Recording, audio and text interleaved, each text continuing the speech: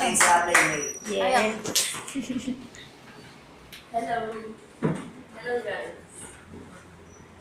Ako talaga, kaya ako nag-casing premiere. Gusto ko din talaga makatulong. Hindi din dahil para sa sarili ko. Kasi may business naman na ako eh. Bakit ko pa kailangan gawin to? Diba? Ang sa akin, gusto ko kasing patunayan sa sarili ko na may kaya talaga akong gawin. Hindi lang basta yung parang wala, kasi ako yung tipo na taong nakilala nila ako. All out, yung parang wala akong pakialam. Kasi Happy ko lagi. happy go lucky ako. Ganun po yung naging buhay ko. So, kung hindi, eto po, sasabihin ko, ano talaga, yung parang kung ano yung meron ako ngayon, parang masaya na ako. Kontento na. Kontento na ako sa buhay ko. Tapos, kaya ko talaga siya ginagawa. Gusto ko din patunayan sa pamilya ko. Kaya kong tumayo kahit wala sila. Yes. Kagaya sa amin, talaga umalis ako sa amin. Dahil yung mga tao sa amin masyado. Sarili mong pamilya, iba yung trato sa iyo. Kaya lang sa kanila kasi, may yabang.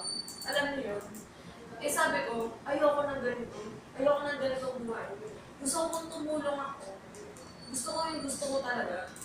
Tsaka gusto ko, every gagawin ko, ibabalyo ko siya. Ibabalyo ko siya na hindi mo kailangan ipagmayabang. Kasi ang sarap pa lang makatulong na tutulungan mo yung tao dahil pinagsikapan mo siya. Yes. Hindi tutulungan mo siya dahil yung madami akong pera, kaya akong tumulong. Hindi ganun. Dapat may puso talaga. So, ganun ang gusto ko. Tsaka gusto kong ipatunayan sa sarili ko. Kaya ko rin gawin. O kaya ko rin makuha kung ano meron sila. Na sobrang galing sa puso, pinaghirapan. Kaya, mahal na mahal ko din talaga to. Napamahal na talaga siya sa akin dahil nakilala ko kung ano ako ngayon. Tsaka, alam ko na i-value lahat.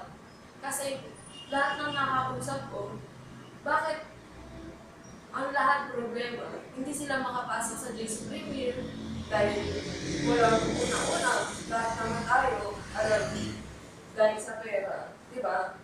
Kaya lang, sabi ko, maraming taong gustong mangarap, maraming taong gustong magkaroon ng magandang buhay.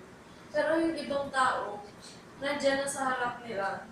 Pero, ang ginagawa lang nila, pinagmamayabang kung anong meron sila. Hindi nila alam, o hindi nila nakikita, may mga taong gustong makakita ng magandang opportunity, pero walang magawa. So ako, ganun ang gusto kong gawin. Kung may makita akong gusto to, tutulungan ko, willing ko talagang tulungan yung tao kung ano yung nakita ko, at saka kung ano yung gusto kong gawin.